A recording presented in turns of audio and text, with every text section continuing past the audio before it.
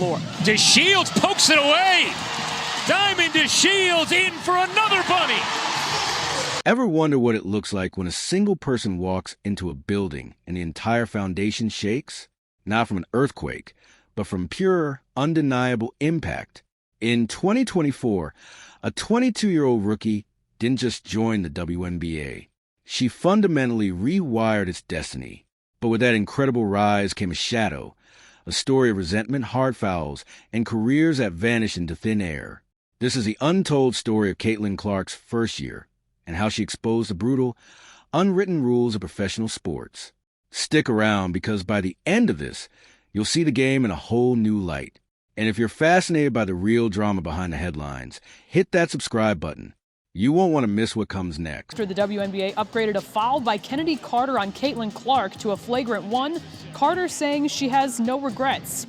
I think I got hit in the head the play before, and it was just like one of those things that was in the heat of the moment. You know, I don't know Caitlin. I don't know her from anywhere. Caitlin Clark's arrival to the Indiana Fever was less of a debut and more of a detonation. From her very first game, the numbers were staggering. She finished her rookie season averaging 19, 2 points, a league-leading 8, 4 assists and 5, 7 rebounds per game. She wasn't just playing. She was redefining the point guard position, racking up 2 triple-doubles, a feat most veterans never achieve. The awards followed instantly. An all-star selection and the Rookie of the Year trophy were practically a formality, but the stats on the court were just the beginning. For the lead. Physical moment involving the WNBA's most high-profile rookie, raising questions. The Fever season attendance skyrocketed, and television ratings for the league exploded, with primetime viewership climbing an unbelievable 170%. This wasn't just popularity. It was a paradigm shift. The league, which had fought for relevance for decades, suddenly found itself at the center of the sports universe, and the money proved it. In the middle of Clark's rookie season, the WNBA secured a monumental 11-year media rights deal valued at $2 billion. For the first time, the league's long-promised dream of profitability wasn't just hope, it was reality.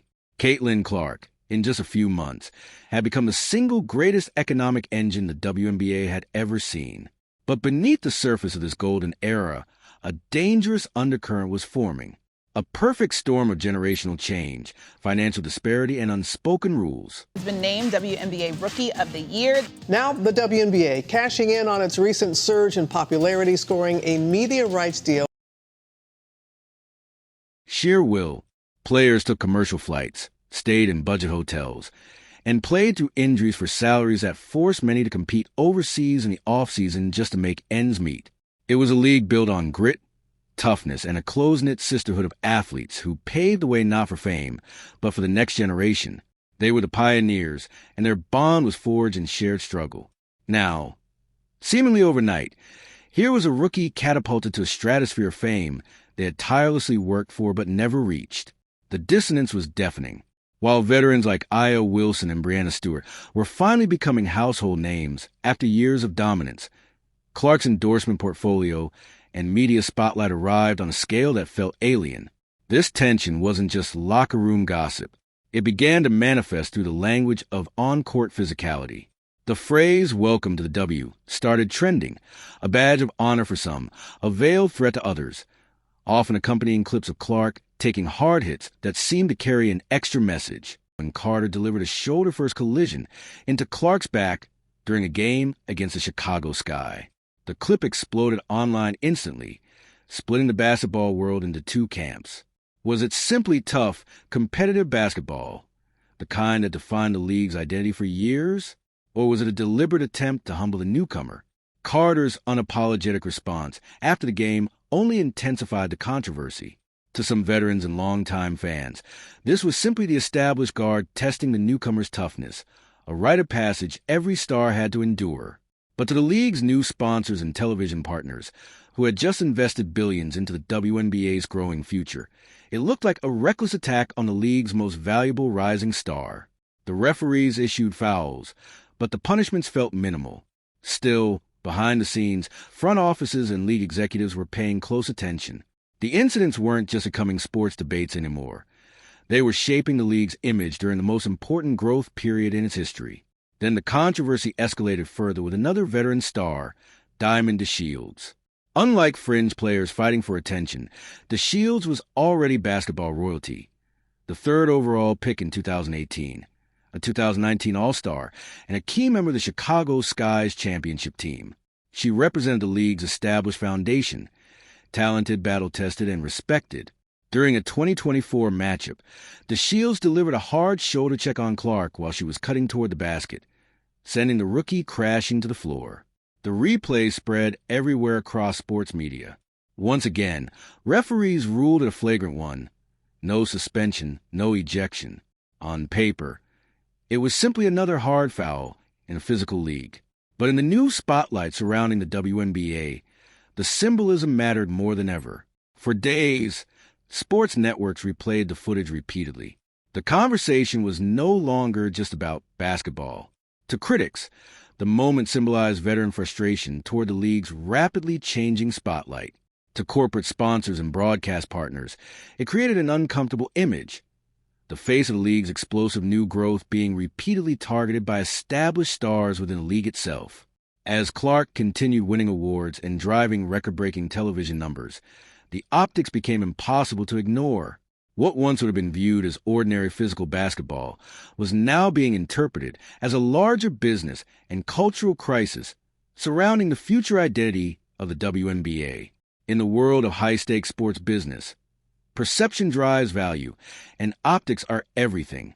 The foul itself lasted only a split second, but the fallout unfolded slowly, exposing a harsh new reality about the invisible lines players could no longer afford to cross. Then came the shocking twist. Just 2 days before the season opener, the Sun released a brief statement announcing they had waived DeShields. The timing was devastating.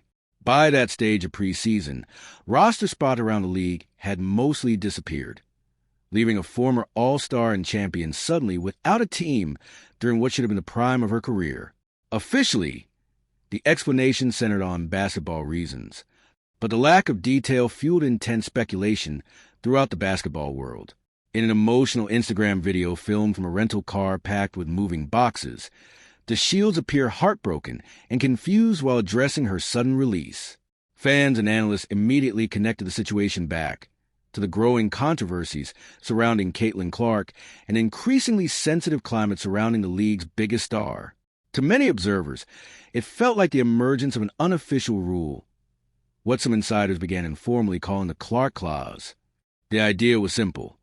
In a league suddenly exploding with corporate money, television exposure, and mainstream attention, any player perceived as damaging the image of its new centerpiece risked becoming difficult to market, difficult to defend publicly, and ultimately difficult to employ. Whether fair or exaggerated, that perception created fear. Teams became more cautious. General managers became more risk-averse. Reputation suddenly mattered as much as talent. In this new era, public backlash and sponsor concerns could shape careers just as powerfully as on-court performance.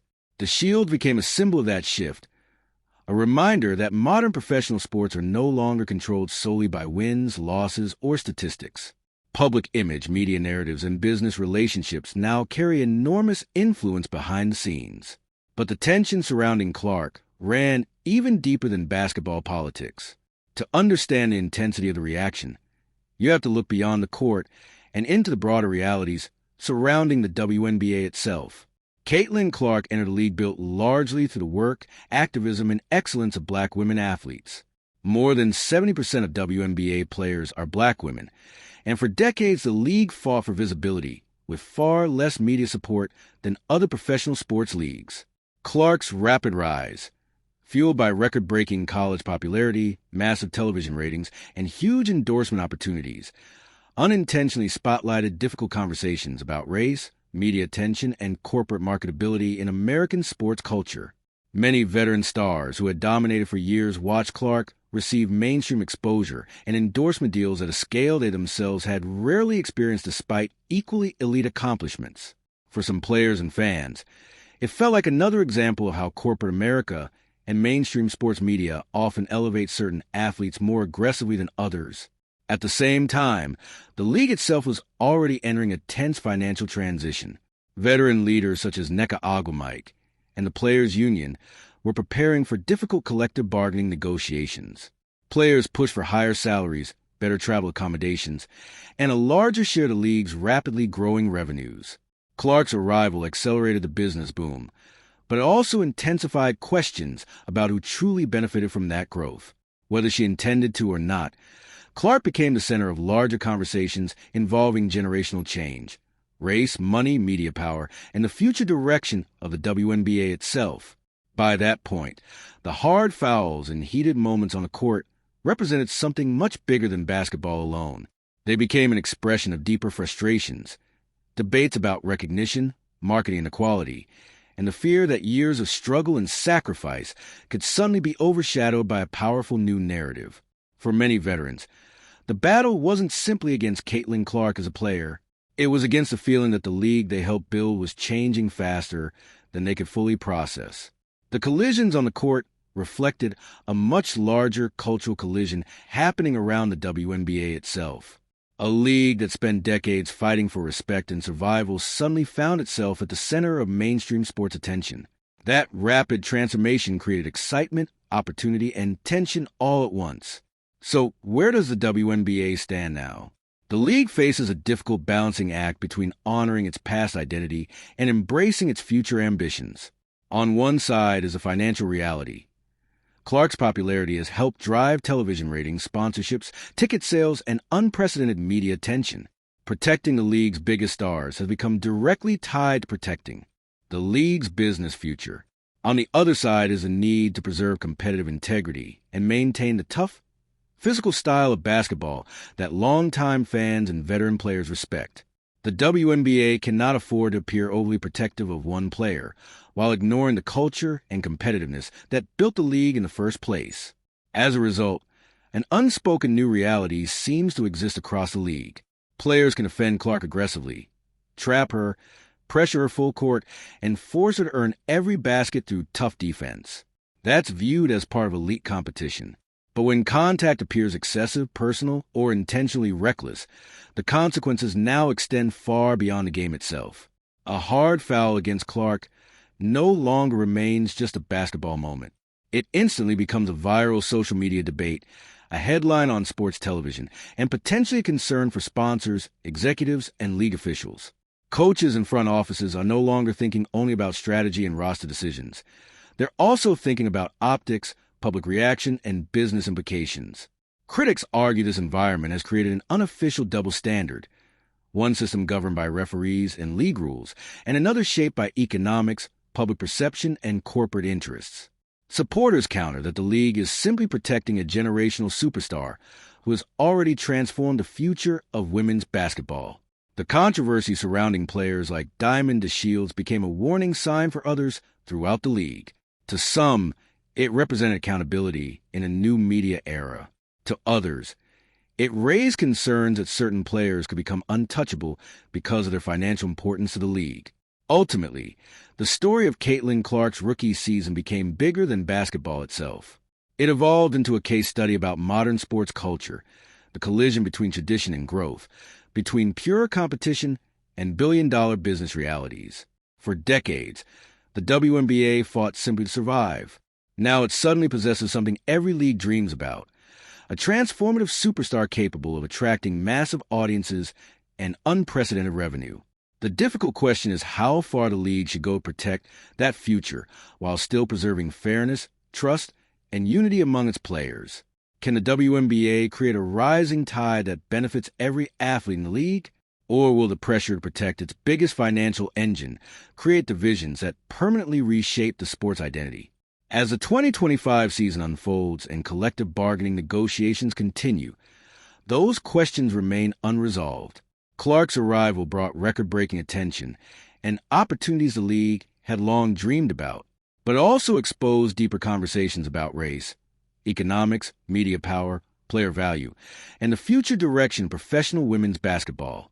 The sold-out arenas, viral highlights, and billion-dollar deals tell one side of the story.